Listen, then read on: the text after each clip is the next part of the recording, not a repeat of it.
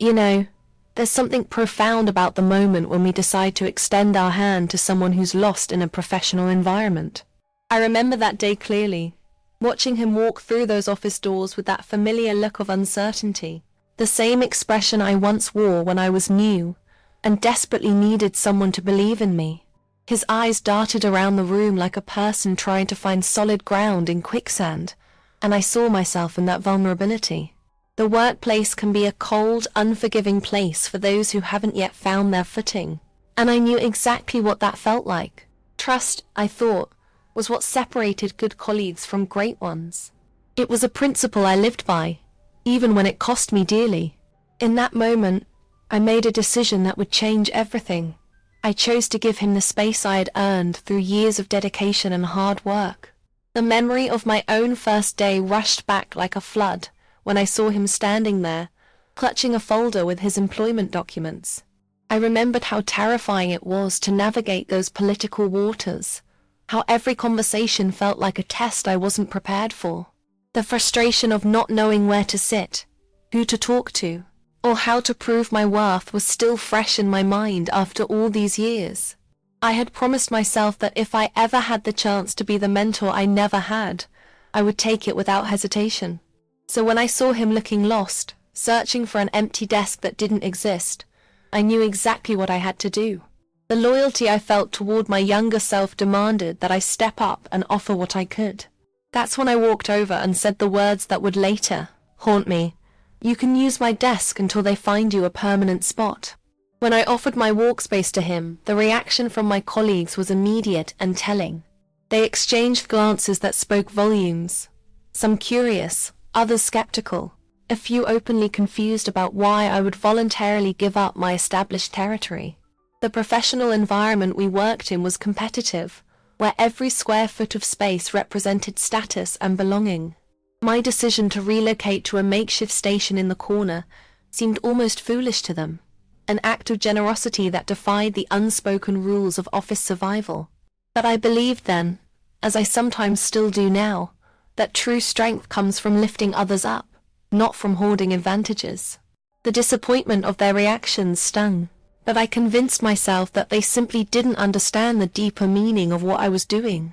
Little did I know that this gesture would become the first step in a journey that would test every belief I held about trust, loyalty, and the nature of human gratitude. In those early days, the way he looked at me held a kind of reverence that I had never experienced before in a professional setting.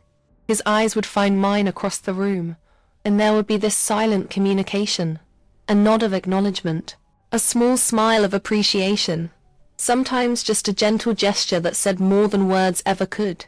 He rarely spoke in those first weeks, but his gratitude was palpable in every interaction we shared. When he did speak, it was with a humility that touched something deep in my heart, a recognition that he understood the sacrifice I had made for him. The trust we were building felt genuine, organic, like the foundation of what could become a lasting professional friendship. I found myself looking forward to those moments of connection, those small confirmations that my decision to help him had been the right one. But sometimes, the most beautiful flowers bloom just before they wilt, and I was too caught up in the beauty to notice the storm clouds gathering. The favors I did for him were never requested, never demanded. They flowed naturally from a place of genuine care and professional solidarity. I would stay late to explain the company's complex filing system, walk him through the nuances of our client management software, or simply offer insights about office culture that no orientation manual could provide. Each time I shared my knowledge, I felt a sense of purpose that had been missing from my work for years. The learning he gained from our conversations seemed to energize him, and watching his confidence grow filled me with a satisfaction that was deeper than any performance review or salary increase. I taught him not just the technical aspects of the job, but the unwritten rules, the interpersonal dynamics, the shortcuts that had taken me years to discover.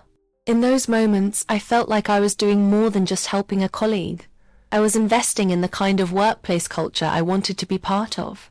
The irony, of course, is that while I was teaching him how to succeed, I was unknowingly preparing him to leave me behind.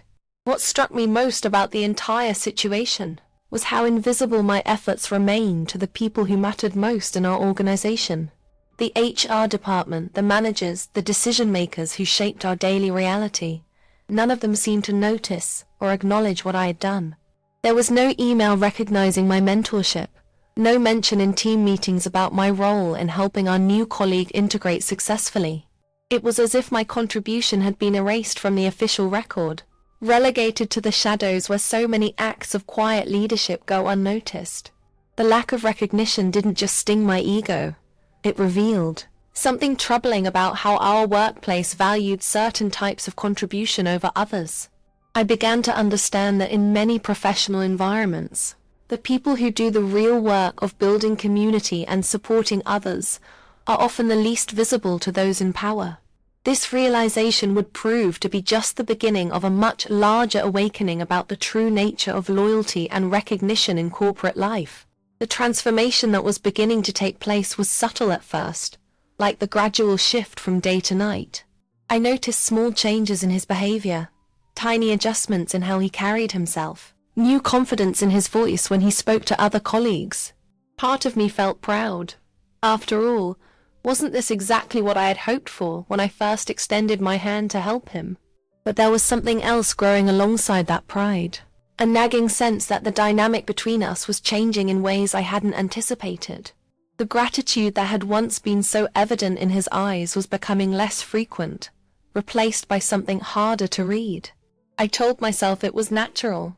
As people grow more comfortable in their environment, they naturally become more independent.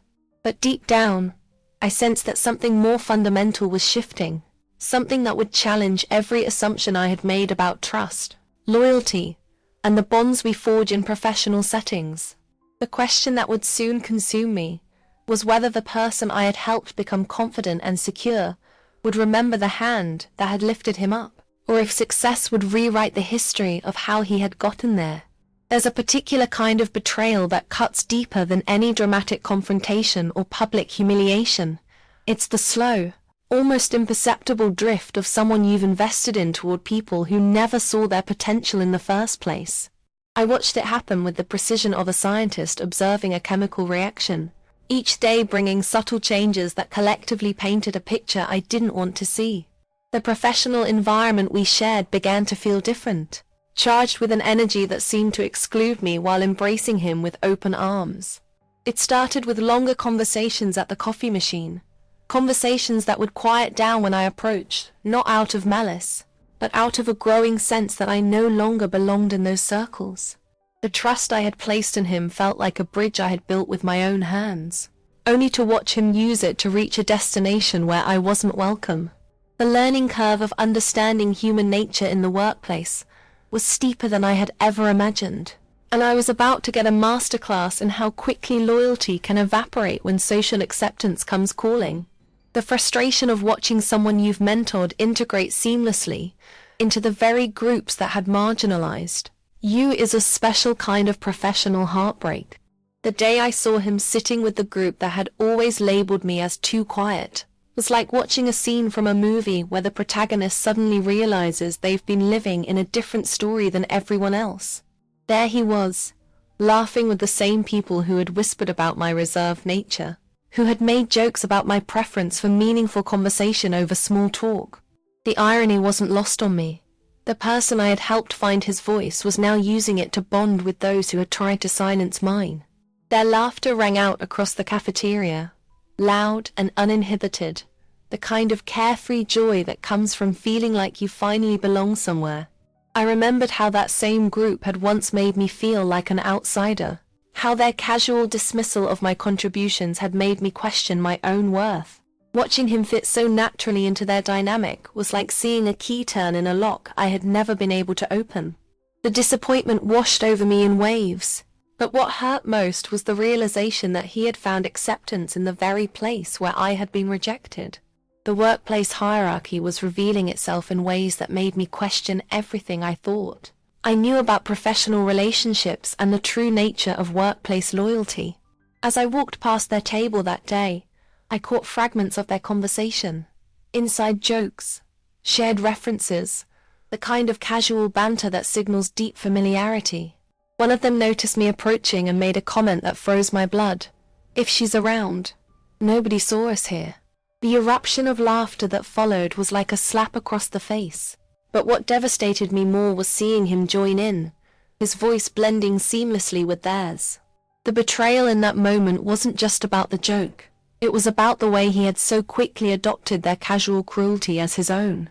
I had spent weeks teaching him about the importance of treating everyone with respect, about building bridges instead of walls.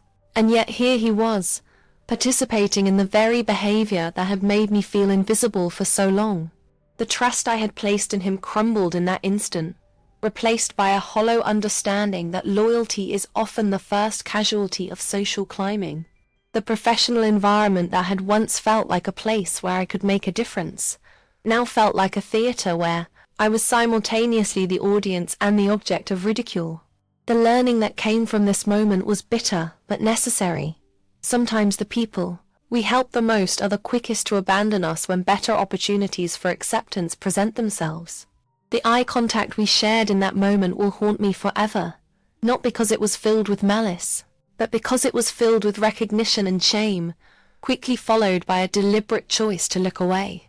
He saw me, understood that I had heard the joke, witnessed his participation in my humiliation, and in that split second, I watched him make the calculation that his new social standing was more valuable than our history together.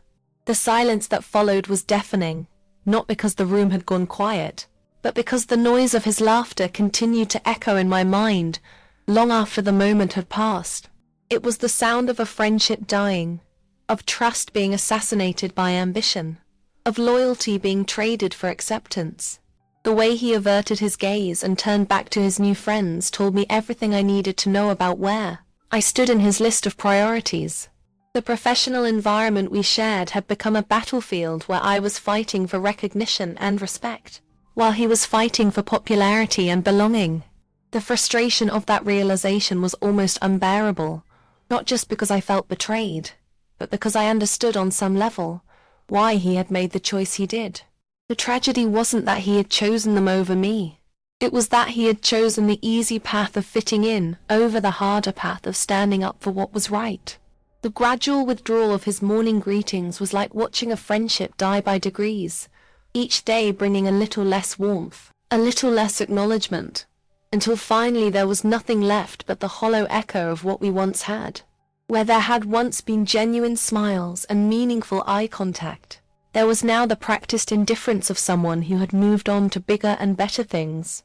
The transformation was so complete that sometimes I wondered if I had imagined the closeness we had shared in those early days. If the gratitude and respect I had perceived had been nothing more than professional courtesy dressed up as friendship. The trust that had once flowed so naturally between us had been replaced by a careful choreography of avoidance, each of us moving through our daily routines with the precision of dancers who had learned to never touch. The workplace that had once felt like a place of possibility now felt like a minefield, where every interaction was loaded with the weight of what we had lost. The disappointment of watching someone you've invested in become a stranger is a unique form of professional grief, one that no amount of career success can ever fully heal. The learning that came from this experience was perhaps the most valuable and painful lesson of my professional life, that loyalty is not a contract but a choice, and that choice must be made fresh every day by people who may not always have the strength or character to make it. The realization that I had become invisible to him was gradual at first, then suddenly and completely overwhelming. He would walk past my desk without acknowledgement, participate in conversations that pointedly excluded me, and worst of all, refer to me in the third person, even when I was standing right there. The professional environment that had once felt like a place where I could build meaningful relationships now felt like a stage where I was being systematically written out of the script. The betrayal wasn't just personal, it was existential, making me question my own perception of reality and my ability to judge character. I found myself replaying our early interactions, searching for signs I had missed, clues that might have warned me about his capacity for such casual cruelty. The trust I had placed in him hadn't just been broken, it had been weaponized against me, turned into a tool for his social advancement. The learning that came from this experience was brutal but necessary. In the complex ecosystem of workplace relationships, loyalty is often the first casualty of ambition. The frustration of being discarded by someone you've helped is compounded by the knowledge that your very act of kindness had made their betrayal possible. The most painful part of this entire experience wasn't the betrayal itself, but the gradual understanding that I had played a role in my own marginalization. By giving him the tools and confidence he needed to succeed, I had inadvertently equipped him to join the very group that had excluded me. The irony was almost poetic in its cruelty. I had been so focused on helping him overcome his outsider status that I had forgotten to protect my own position. The professional environment we shared had become a zero-sum game, where his acceptance required my rejection, his belonging demanded my isolation. The disappointment of realizing that workplace relationships are often transactional rather than genuine was like losing faith in humanity itself. But perhaps most crushing was the recognition that the qualities I had valued most, loyalty, gratitude, integrity, were seen as weaknesses rather than strengths in this particular ecosystem. The trust that had once felt like the foundation of all meaningful relationships now felt like a luxury I could no longer afford. The learning that emerged from this painful chapter was clear. In a world where social capital is more valuable than character, the people who help others rise are often the first to be forgotten when the summit is reached. There's a particular kind of professional death that happens not through dramatic confrontation or public humiliation, but through the slow, methodical erasure of your presence until you become a ghost in your own workplace. I've learned that invisibility in a professional environment is not just about being overlooked. It's about being systematically excluded from the very conversations and decisions that shape your career. The trust I had once placed in the fairness of meritocracy was being tested in ways I had never imagined possible. What struck me most was how this erasure happened with surgical precision. Each cut so small that I could almost convince myself it was accidental. Each exclusion so subtle that challenging it would make me look paranoid or oversensitive. The betrayal wasn't just personal anymore. It had become institutional, woven into the very fabric of how decisions were made and opportunities were distributed. The learning that came from this experience was perhaps the most valuable and painful lesson of my professional life. That loyalty and competence are not always rewarded, and that sometimes the very qualities that make you valuable also make you dispensable. The frustration of watching your contributions be minimized while others take credit for your work is a special kind of professional torture that eats away at your sense of self-worth and belonging. The day I overheard them planning the team lunch was like being slapped by an invisible hand. The sting was real, but there was nothing tangible to point to as evidence of the assault. They were discussing restaurant options, dietary restrictions, timing, all the mundane details of coordinating a group outing, and I was sitting less than 6 feet away, part of the same team, breathing the same air, but somehow existing in a parallel universe where my presence didn't register on their radar. The professional environment we shared had become a place where I was simultaneously present and absent, visible and invisible, included and excluded. The disappointment of realizing that I had become irrelevant to their social calculations was crushing. But what hurt more was the casual nature of the oversight. It wasn't malicious.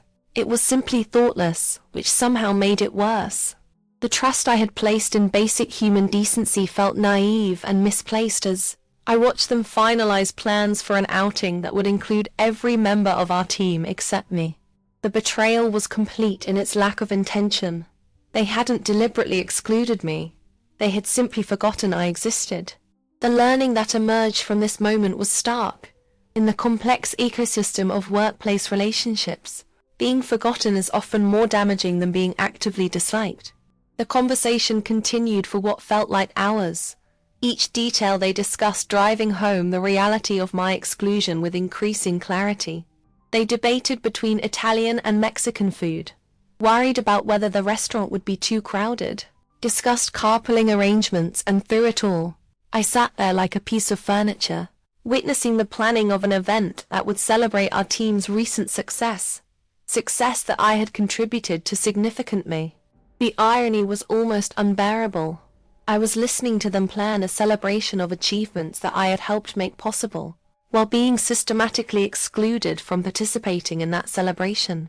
The professional environment that had once felt like a place where hard work and dedication were valued, now felt like a theater where I was simultaneously the star and the invisible stagehand. The frustration of being overlooked despite my contributions was compounded by the knowledge that speaking up would only make me look petty and desperate for inclusion. The trust that had once anchored my sense of professional identity was crumbling, replaced by a growing awareness that visibility in the workplace is not earned through competence alone. The betrayal wasn't just about being excluded from a lunch. It was about being excluded from the narrative of our team's success, being written out of the story that would define our collective achievement. As the weeks passed, I watched my physical workspace transform in ways that reflected my diminishing status within the organization. The desk that had once been mine, the space I had voluntarily given up to help a colleague in need, was now officially his, complete with new nameplates and updated phone extensions. The professional environment that had once recognized my contributions now seemed to have no memory of my sacrifice or my years of dedicated service. The disappointment of watching my identity be erased from the physical space was profound, but what hurt more was the casualness with which it happened. No ceremony, no acknowledgement, no recognition that this space had once been the center of my professional world. The trust I had placed in the institution to remember and value my contributions felt foolish in retrospect, as I watched my name disappear from directories and organizational charts. The betrayal was bureaucratic in its efficiency, personal in its impact, and complete in its finality. The learning that came from this experience was brutal but necessary. In the modern workplace, identity is tied to space, and losing your space is often the first step toward losing your place entirely. The frustration of being relocated to a makeshift workspace while watching your former station thrive under new ownership was a daily reminder of how quickly professional relationships can shift and how little loyalty means in the face of organizational convenience. The meeting that happened without me was perhaps the most concrete evidence of how completely I had been marginalized within my own team. I discovered it almost by accident, through an overheard conversation about deadlines and deliverables for a project I'd been working on for months. The professional environment we shared had become a place where decisions about my work were made without my input, where my expertise was deemed unnecessary for conversations about my own projects. The betrayal was systemic now, woven into the very processes that governed our daily operations, normalized to the point where my exclusion felt natural rather than noteworthy. The trust I had placed in basic professional courtesy felt increasingly naive as I realized that my contributions were valued only when they could be extracted quietly, without the inconvenience of having to include me in strategic discussions. The disappointment of learning about the meeting secondhand was compounded by the realization that my colleagues had simply forgotten to invite me. It wasn't malicious. It was worse than that. It was thoughtless. The learning that emerged from this experience was clear. In a workplace where visibility is everything, being overlooked is a form of professional death sentence. The frustration of being excluded from decisions about my own work was a special kind of powerlessness that made me question my entire understanding of professional relationships and workplace dynamics. The final insult came when I watched him present the progress report for work that I had initiated, developed, and nearly completed. The professional environment we shared had become a place where credit flowed upward and responsibility flowed downward, where my contributions were absorbed into the collective achievement without acknowledgement or recognition. The betrayal was complete in its audacity. Not only had I been excluded from the meeting, but my work was being presented as if it had sprung fully formed from someone else's imagination. The trust I had placed in the basic fairness of professional attribution felt laughable as I watched months of my effort be repackaged and redistributed without my name attached. The disappointment of seeing my work claimed by others was crushing. But what hurt more was the casual nature of the theft. It wasn't malicious. It was simply efficient. a byproduct of a system that valued results over recognition. The learning that came from this moment was perhaps the most valuable lesson of my entire career. In a workplace where loyalty is not reciprocated, your contributions will be harvested by others while you remain invisible. The frustration of being erased from the narrative of your own achievements is a special kind of professional injustice that cuts to the core of your identity and self-worth. The realization that I had become professionally invisible was gradual at first, then suddenly and overwhelmingly complete. Every interaction confirmed what I had begun to suspect, that my presence was no longer registered, my contributions no longer acknowledged, my opinions no longer sought. The professional environment that had once felt like a place where I could make a meaningful impact now felt like a stage, where I was performing for an audience that couldn't see me. The betrayal had evolved beyond personal relationships into something more fundamental, a systematic erasure of my professional identity that felt both deliberate and accidental. The trust I had placed in the basic fairness of workplace dynamics had been shattered by the accumulation of small slights and casual oversights that collectively amounted to professional assassination. The disappointment of realizing that competence and loyalty were not enough to guarantee recognition was like losing faith in the fundamental promises of professional life. The learning that emerged from this experience was stark but necessary. In a world where visibility is everything, being invisible is not just a career limitation, it's a form of professional death. The frustration of fighting for recognition while watching others effortlessly claim credit for your work is a battle that chips away at your sense of self until you begin to question whether you ever existed at all.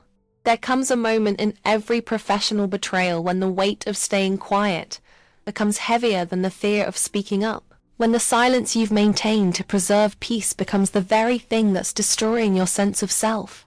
I had been carrying the burden of unexpressed frustration for so long that it had become part of my identity, a heavy cloak that I wore to every meeting, every interaction, every moment of my professional life. The trust I had placed in the idea that good work speaks for itself was being systematically demolished by the reality that in many workplaces, only loud voices are heard, and only visible people are valued. The professional environment we shared had become a place where my restraint was interpreted as weakness, my professionalism as passivity, my loyalty as something to be taken advantage of rather than rewarded. The betrayal wasn't just about being overlooked anymore. It was about being actively diminished, reduced to a shadow of my former professional self. The learning that was beginning to emerge from this experience was both liberating and terrifying. Sometimes silence is not golden. Sometimes it's simply invisible. The disappointment of realizing that my attempts to maintain dignity through quiet endurance had only accelerated my professional decline was like discovering that the very strategy I had chosen for survival was actually a form of slow suicide. The question from the new intern hit me like a physical blow, not because it was malicious, but because it was innocent and genuine and revealed just how completely I had been erased from the organizational narrative. When she asked whether I worked in technical support or IT, I felt something inside me crack, not break, but develop a hairline fracture that would eventually split me wide open. The professional environment that had once recognized my expertise and valued my contributions had somehow transformed me into a person whose role was so unclear that newcomers couldn't place me within the organizational structure. The trust I had placed in my reputation and track record felt foolish as I realized that institutional memory is often shorter than we imagine, and that professional identity requires constant reinforcement to survive.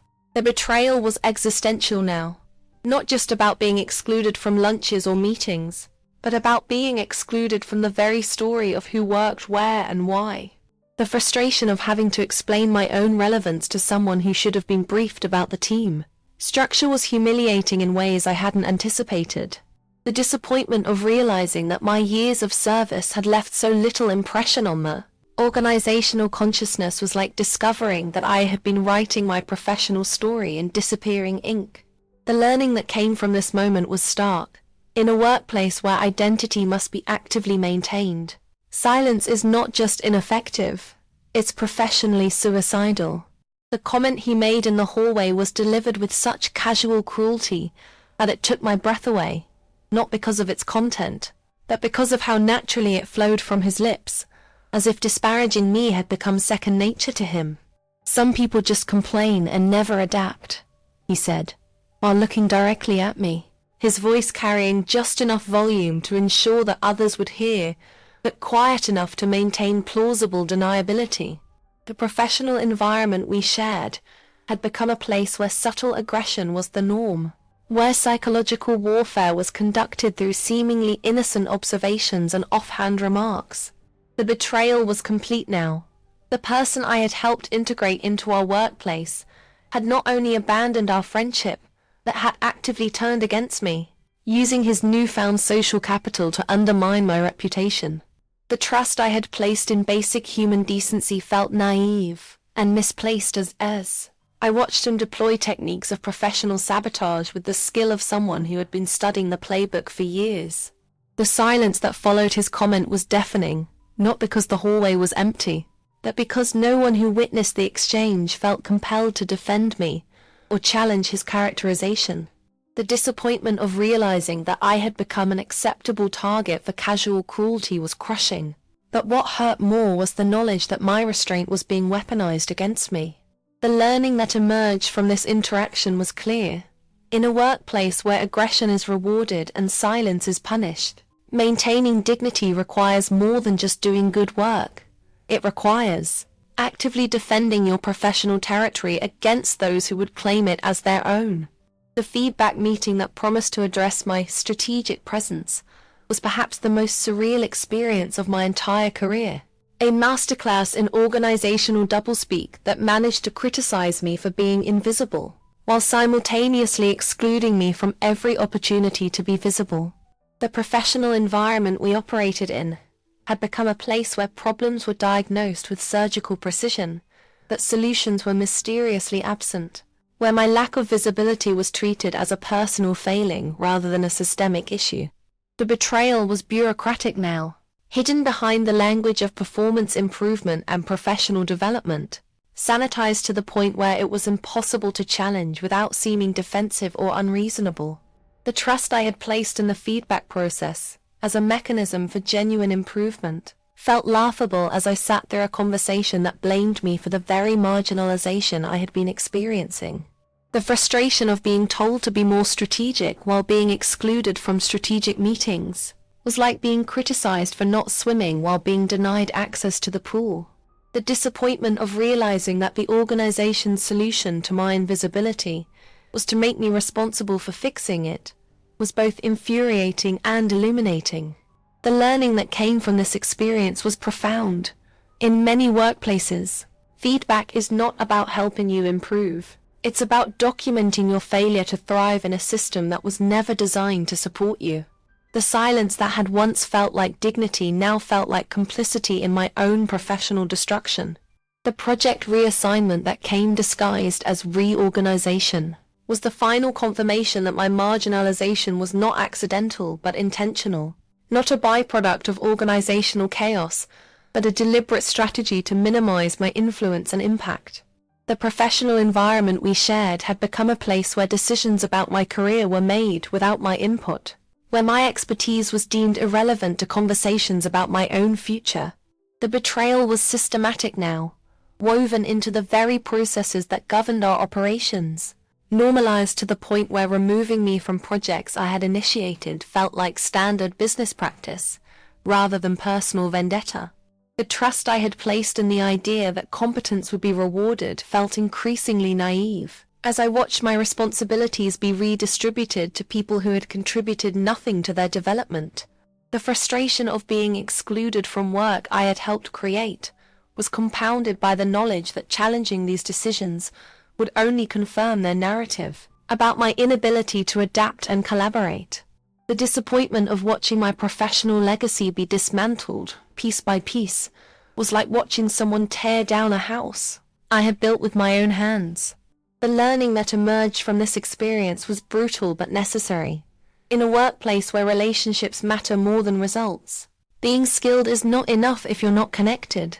The silence that had once felt like professionalism now felt like surrender. A white flag I had been waving while my enemies systematically conquered my professional territory. The weight of carrying this burden alone had begun to affect not just my work, but my entire sense of self, seeping into every aspect of my life like a poison that contaminated everything it touched. The professional environment that had once energized and inspired me now felt like a prison where I was serving a sentence for crimes I couldn't identify or understand. The betrayal had become so complete that I had begun to question my own perception of reality, wondering if the exclusion and marginalization I was experiencing were real or imagined, justified or cruel. The trust I had placed in my own judgment felt shaky as I struggled to reconcile the person I knew myself to be with the person others seemed to see when they looked at me. The frustration of being trapped between the truth of my experience and the gaslighting of organizational culture was exhausting in ways that no amount of sleep could cure. The disappointment of realizing that my silence had not protected me, but had instead made me an easier target was like discovering that the armor I had been wearing was actually made of glass. The learning that was beginning to emerge from this dark period was both painful and empowering. Sometimes, the only way to break free from a cycle of abuse is to break the silence that enables it. The silence that had once felt like strength was revealed to be a form of weakness that had allowed others to define my worth and determine my future without my consent or input. The recognition that my silence had become complicity in my own professional destruction was perhaps the most difficult truth I had ever faced. But it was also the beginning of my liberation from a cycle of abuse that had been masquerading as normal workplace dynamics. The professional environment we shared had taught me that speaking up was risky, that challenging the status quo was dangerous, that maintaining harmony was more important than maintaining dignity. The betrayal had been so gradual and so thorough that I had almost convinced myself that I deserved the treatment I was receiving, that my marginalization was somehow justified by flaws in my character or performance that I couldn't see but others could. The trust I had placed in the system to eventually recognize and reward my contributions had been systematically exploited by people who understood that loyal employees are often the easiest to take advantage of. The frustration of realizing that my attempts to be reasonable and accommodating had been interpreted as weakness and submission was like discovering that I had been playing by rules that my opponents had never agreed to follow. The disappointment of understanding that my silence had enabled others to rewrite the narrative of my professional worth was crushing, but it was also clarifying. The learning that emerged from this realization was transformative. In a world where voice equals value, choosing silence is choosing invisibility, and choosing invisibility is choosing irrelevance. The time had come to break the silence that had been slowly suffocating my career and reclaim the voice that I had voluntarily surrendered in the name of professionalism and peace. There's a peculiar clarity that comes with reaching your breaking point, a moment when all the confusion and self-doubt crystallizes into a single, unavoidable truth. It's time to go. I remember walking into that office on what would become my last day, carrying my resignation letter, like a shield against all the disappointments and betrayals that had accumulated over months of professional torture. The trust I had placed in the organization to value my contributions had been systematically demolished, replaced by a cold understanding that my departure would be more of a relief than a loss to people who had long since written me out of their plans. The professional environment that had once felt like home now felt like a prison from which I was finally granting myself parole, and the sense of liberation was both terrifying and exhilarating. The betrayal had been so complete that leaving felt less like quitting and more like escaping, less like a career decision and more like an act of self-preservation. The learning that had emerged from this painful experience was about to be tested in the most definitive way possible. Would anyone notice or care when I removed myself from a workplace where I had become invisible? The frustration of months of marginalization was about to be either validated or challenged by the response to my resignation, and deep down, I already knew which it would be.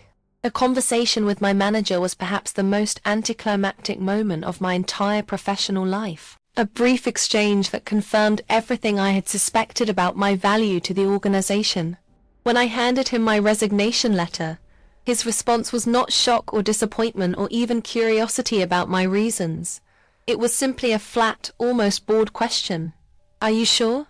The professional environment we had shared for years was reduced to a single moment of bureaucratic acknowledgement, devoid of any recognition of what my departure might mean or any attempt to understand what had driven me to this decision. The betrayal was complete in its casualness. Not only had I been marginalized and excluded, but my leaving was treated as inevitable rather than tragic, expected rather than surprising. The trust I had placed in basic professional courtesy was shattered by the realization that my years of service warranted nothing more than a checkbox on someone's to-do list. The disappointment of having my resignation accepted without question was profound, but it was also liberating in its finality. The learning that came from this interaction was stark. When an organization is ready to let you go, they will make it easy for you to leave, removing any guilt or second-guessing from your decision.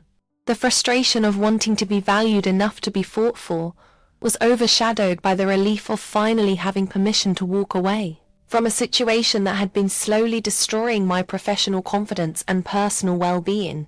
The break room encounter on my final day was like a scene from a dark comedy, a moment so perfectly scripted to demonstrate the complete absence of professional grace that I almost had to admire its brutal efficiency.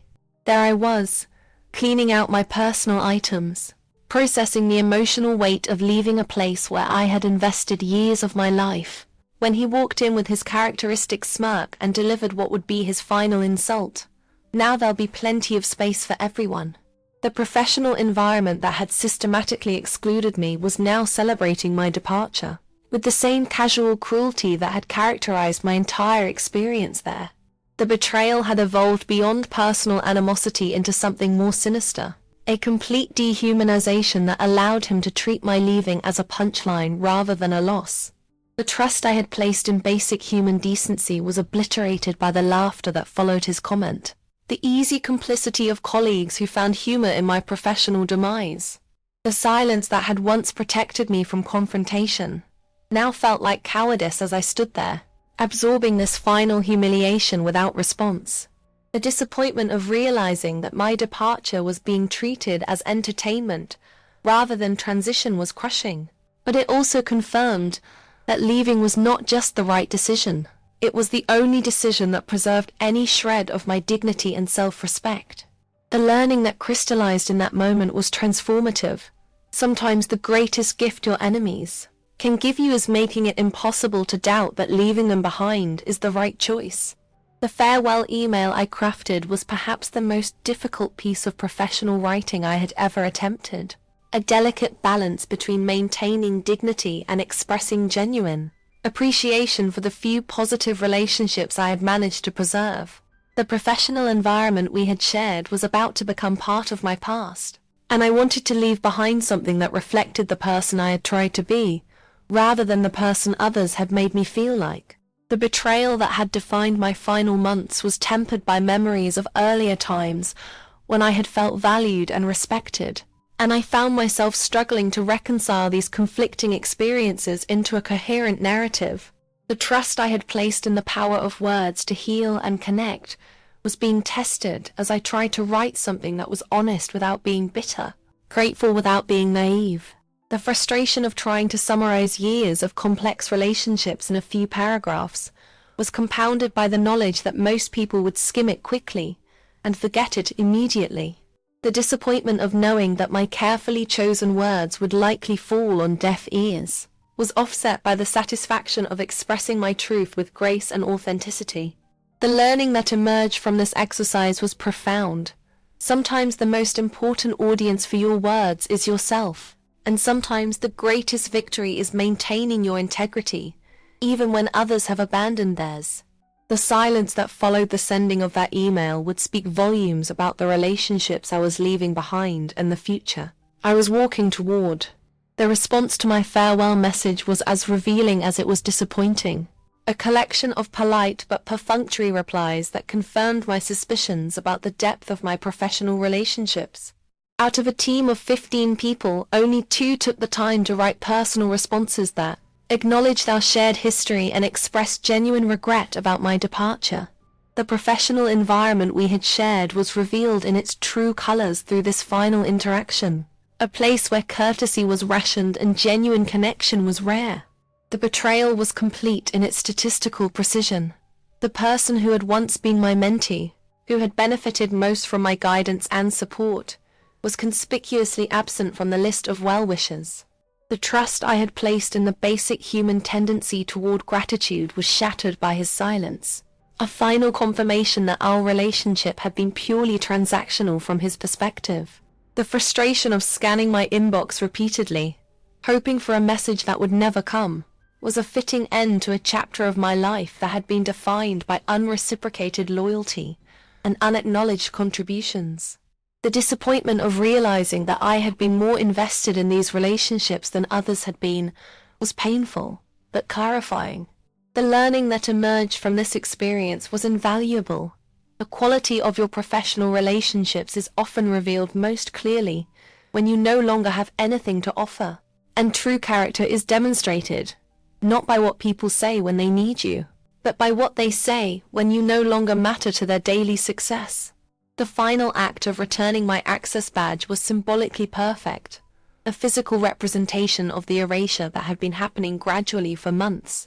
The professional environment that had once welcomed me with excitement and possibility was now closing its doors with bureaucratic efficiency, reducing my years of service to a plastic card that would be deactivated within hours. The betrayal was complete in its administrative finality. No ceremony, no acknowledgement, no recognition that this small piece of plastic represented thousands of hours of dedication and effort. The trust I had placed in the institution to honor its employees was revealed to be misplaced as I handed over my access to a receptionist, who barely looked up from her computer screen. The silence that accompanied this transaction was deafening, a stark contrast to the fanfare that had surrounded my initial hiring and orientation. The disappointment of leaving without any formal recognition or appreciation was offset by the relief of finally being free from an environment that had systematically undermined my confidence and value. The learning that crystallized in that moment was profound. Sometimes the most important transition in your life happens with the least ceremony, and sometimes the greatest gift you can give yourself is the permission to walk away from people and places that no longer serve your growth. The frustration of years of unacknowledged contribution was finally replaced by the liberating realization that my worth was not determined by their recognition, and my future was not limited by their imagination. The walk to my car after turning in my badge was both the longest and shortest journey of my professional life, each step carrying me further from a chapter that had nearly broken me, and closer to possibilities I couldn't yet imagine. The professional environment I was leaving behind had taught me invaluable lessons about resilience, self-worth, and the importance of surrounding yourself with people who see and value your contributions. The betrayal that had defined my final months was already beginning to transform into wisdom, painful but necessary education about the realities of workplace politics and human nature. The trust that had been shattered by this experience would eventually be rebuilt, but it would be more selective, more discerning, more protective of my energy and investment. The disappointment of how things had ended was being overshadowed by excitement about how things might begin, and for the first time in months, I felt like the author of my own story, rather than a character in someone else's narrative. The silence that had once felt like punishment now felt like peace, a quiet space where I could hear my own voice and trust my own judgment without interference from people who had never truly seen me. The learning that would emerge from this experience would shape every future relationship and opportunity, ensuring that I would never again allow myself to become invisible in my own life. The frustration of the past was giving way to the freedom of the future, and as I drove away from that building for the last time, I realized that sometimes the greatest victory is simply surviving with your integrity intact and your spirit unbroken. There's a peculiar emptiness that follows the end of a toxic professional relationship, a silence so complete that it makes you question whether the entire experience was real or imagined.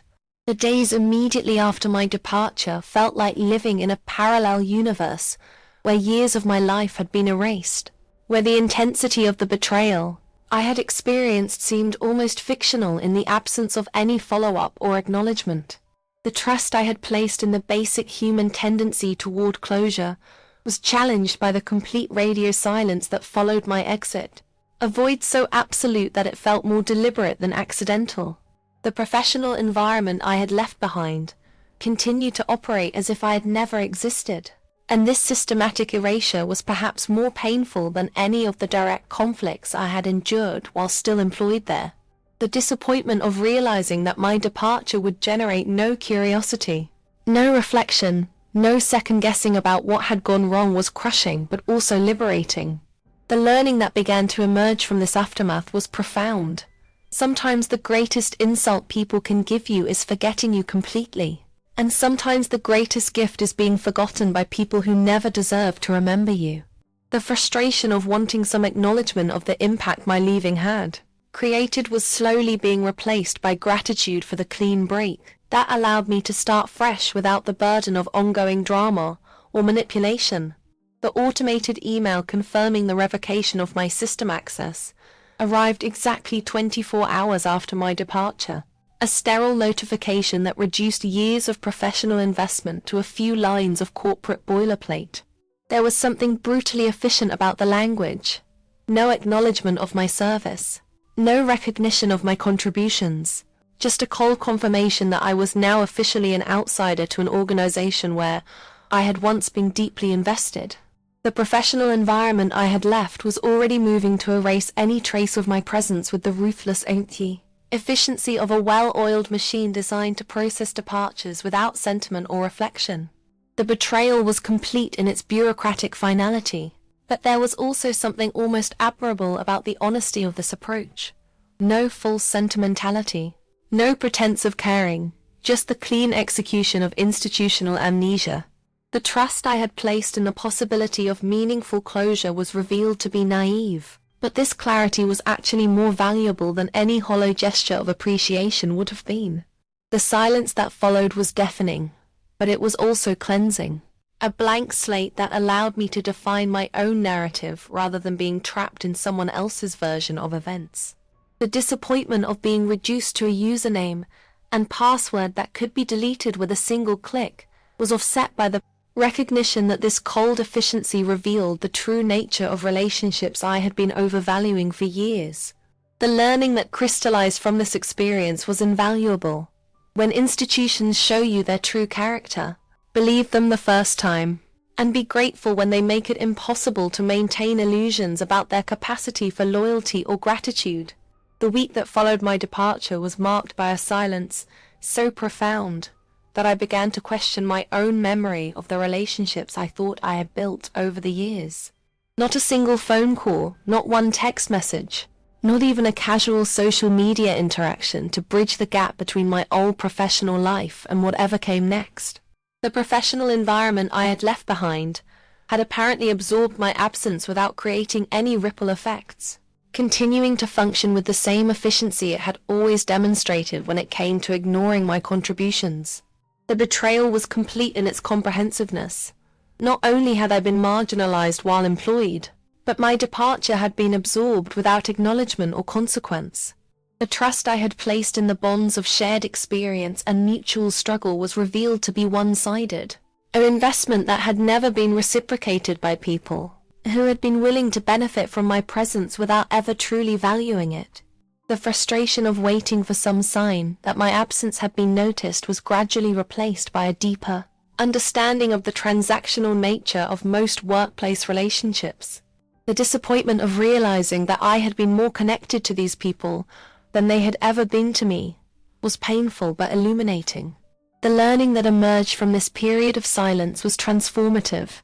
The quality of your relationships is revealed not by how people treat you when you're useful, but by how they respond when you're no longer available to serve their needs.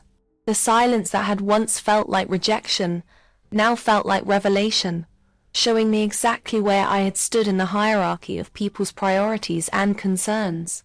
The conversation with my childhood friend was the first time I had spoken the truth of my experience out loud, and the relief of being heard and believed was almost overwhelming. As I recounted the months of systematic exclusion, the casual cruelties, the professional marginalization, I watched her face transform from curiosity to horror, to righteous indignation on my behalf. The professional environment I described sounded almost surreal when spoken aloud to someone outside the situation, and her reaction helped me understand that my experience had been genuinely abusive rather than simply unfortunate. The betrayal that I had been minimizing and excusing for months was revealed in its full ugliness when reflected through the eyes of someone who cared about my well-being more than organizational harmony. The trust I had been afraid to place in my own perceptions was validated by her immediate recognition of the injustice I had endured. And for the first time in months, I felt like my reality was legitimate rather than distorted. The disappointment of having to explain to someone why I had tolerated such treatment for so long was offset by the relief of finally being understood and supported. The learning that came from this conversation was profound. Sometimes we need an outside perspective to recognize abuse that we've been conditioned to accept as normal. And sometimes the most healing thing we can do is speak our truth to someone who has the capacity to witness it with compassion rather than judgment. The frustration of having internalized so much blame for my situation was gradually replaced by a clearer understanding of the systemic forces that had created and maintained my marginalization. The nights of self-doubt that followed were perhaps the most difficult part of the entire experience.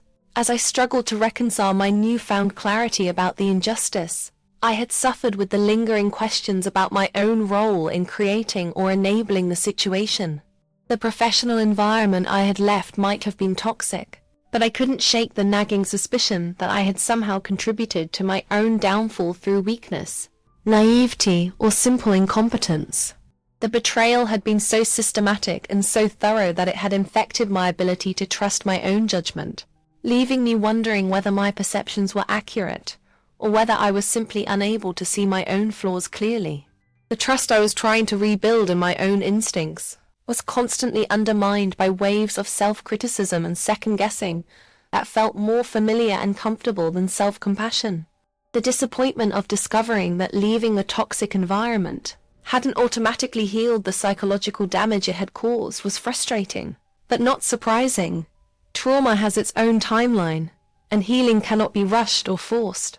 The learning that was emerging from this internal struggle was difficult but necessary. Sometimes the greatest challenge of escaping abuse is learning to stop abusing yourself, and sometimes the longest journey is from self-blame to self-compassion. The frustration of carrying the voices of my critics inside my own head was gradually being replaced by a determination to reclaim my internal narrative and restore my confidence in my own worth and judgment. The silence of those dark nights was filled with the hard work of distinguishing between legitimate self-reflection and destructive self-attack, between accountability and self-punishment. The realization that I was mourning not just the loss of a job, but the death of my professional innocence was both painful and liberating, marking the end of one chapter of my career and the beginning of something entirely different. The professional environment I had left had taught me lessons I had never wanted to learn about: the reality of workplace politics, the fragility of professional relationships, and the importance of protecting my own interests in situations where loyalty is not reciprocated. The betrayal that had nearly destroyed my confidence was slowly transforming into wisdom that would protect me in future situations. I'd earned knowledge about red flags, boundary setting, and the difference between professional cooperation and personal exploitation. The trust that had been shattered was being rebuilt on a foundation of self-knowledge, rather than naive faith in others' goodness, creating a more realistic but ultimately more sustainable approach to professional relationships. The disappointment of losing my idealistic view of workplace dynamics was being replaced by a more pragmatic understanding of how to navigate complex organizational politics without sacrificing my integrity or well-being. The learning that was crystallizing from this entire experience was invaluable. Sometimes the most important education we receive comes from situations that nearly break us.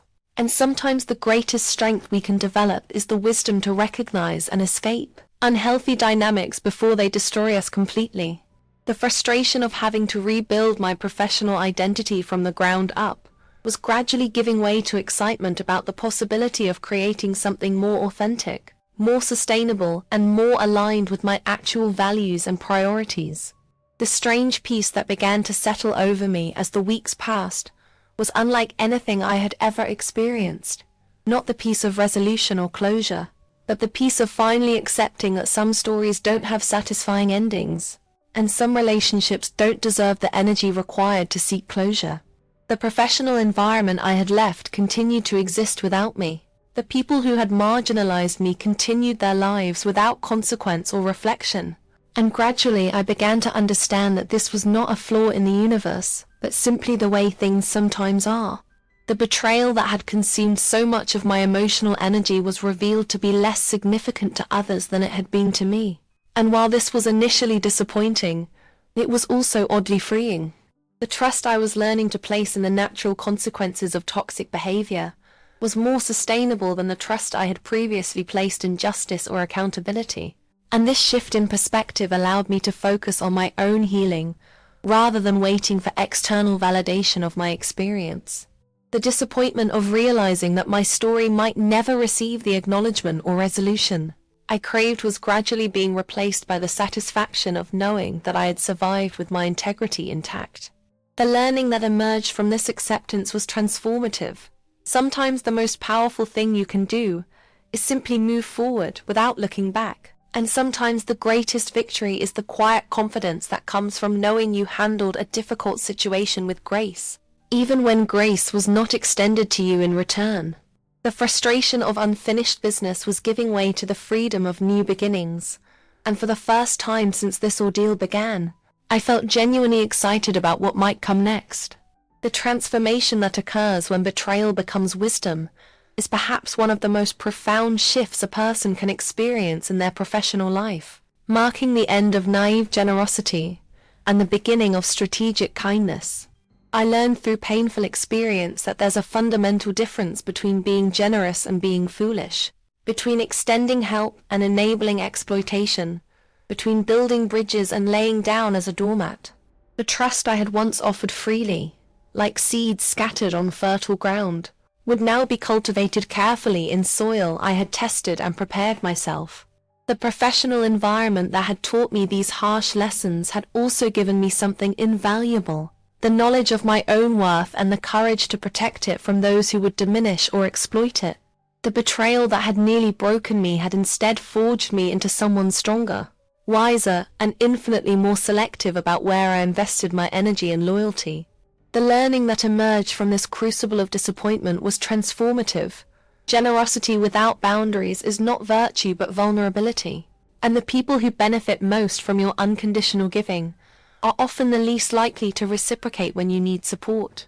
The frustration of having been taken advantage of was slowly being replaced by the empowerment of knowing I would never allow such exploitation to happen again. The disappointment of past relationships was giving way to excitement about future connections built on mutual respect, rather than one-sided sacrifice. The vow I made to myself about never again surrendering my workspace without understanding the character of the person who would occupy it represented more than just a policy change. It was a fundamental shift in how I understood the relationship between generosity and self-preservation. The professional environment of the future would find me to be helpful but not naive, supportive but not self-sacrificing, collaborative but not exploitable. The betrayal I had experienced had taught me that offering your most valuable resources to someone before you truly know them is like giving a loaded weapon to a stranger. The potential for harm far outweighs any possible benefit. The trust that would guide my future decisions would be earned rather than assumed, demonstrated through actions, rather than accepted based on apparent need or compelling personal stories. The disappointment of learning that my generosity had been weaponized against me was transforming into wisdom about the importance of protecting my own interests, while still maintaining my capacity for genuine kindness. The learning that crystallized from this experience was profound. True generosity requires discernment, and protecting yourself from exploitation is not selfishness but intelligence. The frustration of having been naive was giving way to confidence in my ability to help others without harming myself, to be generous without being foolish, to extend kindness without extending vulnerability. The silence that had once represented my powerlessness now represented my choice. I would speak when speaking served a purpose, offer help when help was likely to be valued, and invest my energy in relationships that had the potential for reciprocity rather than just extraction. The observational skills I had developed through betrayal would serve as an early warning system for future relationships, allowing me to recognize red flags that I had previously overlooked or excused. The professional environment of my future would be navigated with the wisdom of someone who had learned to distinguish between gratitude and manipulation, between humility and calculation, between genuine need and opportunistic positioning. The betrayal that had blindsided me once would never catch me off guard again, because I now understood the subtle signs that reveal character long before crisis exposes it. The trust I would extend in future relationships would be calibrated to the evidence of someone's integrity, rather than the intensity of their apparent appreciation. The disappointment of having misjudged someone so completely had been transformed into expertise in reading the complex signals that people send about their true intentions and values. The learning that had emerged from my painful experience was invaluable. The first laugh someone shares with your detractors tells you everything you need to know about their loyalty. And the moment someone begins to take your support for granted is the moment you should begin protecting yourself from their ingratitude. The frustration of having been deceived was giving way to confidence in my ability to see through superficial charm to the character beneath. The silence that had once felt like abandonment now felt like protection. I had learned when to speak and when to observe, when to engage and when to maintain strategic distance.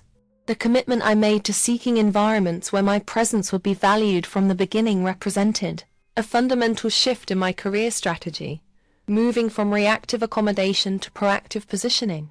The professional environment I would choose next would be one where I was seen as essential rather than replaceable, strategic rather than supportive, a contributor rather than just a resource to be utilized when convenient.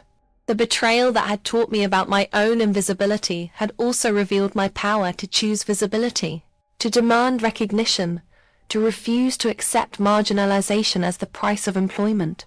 The trust I would place in future organizations would be contingent on their demonstrated commitment to recognizing and rewarding the contributions of all team members, not just the most politically savvy or socially connected.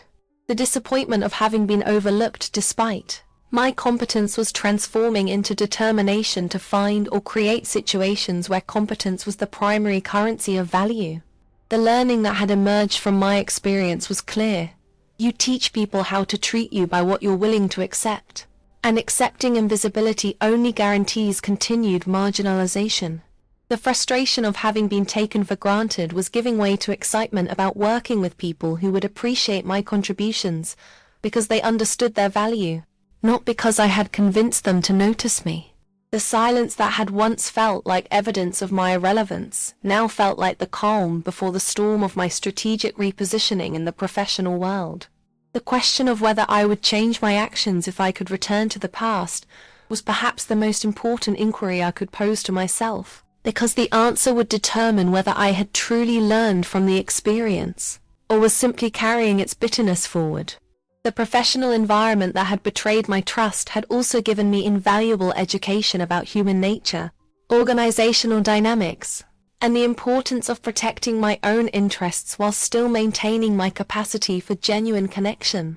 The betrayal that had nearly destroyed my confidence had instead revealed reserves of strength and resilience I had never known I possessed. And this discovery was perhaps more valuable than any positive outcome the original situation could have provided.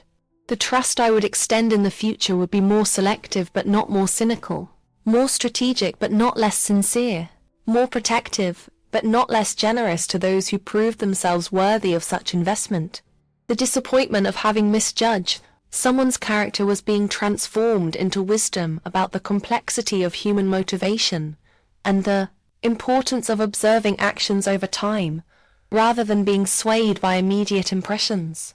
The learning that had crystallized from this painful experience was transformative. The goal is not to become hard-hearted, but to become wise-hearted. Not to stop helping others, but to help them in ways that honor your own worth and protect your own well-being. The frustration of having been exploited was giving way to confidence in my ability to distinguish between people who would value my support and those who would simply consume it without appreciation or reciprocation. The integration of these lessons into my professional identity represented more than just learning from experience. It was a fundamental rewiring of how I understood relationships, power, and self-advocacy in workplace settings. The professional environment of my future would find me to be the same fundamentally generous person I had always been, but now equipped with boundaries that protected my generosity from those who would abuse it. The betrayal that had once felt like a reflection of my inadequacy was now understood to be a reflection of others' character deficiencies. And this shift in perspective had liberated me from the burden of self-blame that had compounded my suffering. The trust that would guide my future decisions would be grounded in evidence rather than hope, informed by patterns rather than promises, calibrated to demonstrated values rather than declared intentions.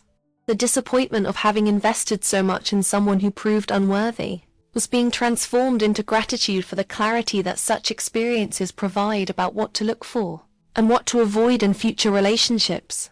The learning that had emerged from this crucible was invaluable.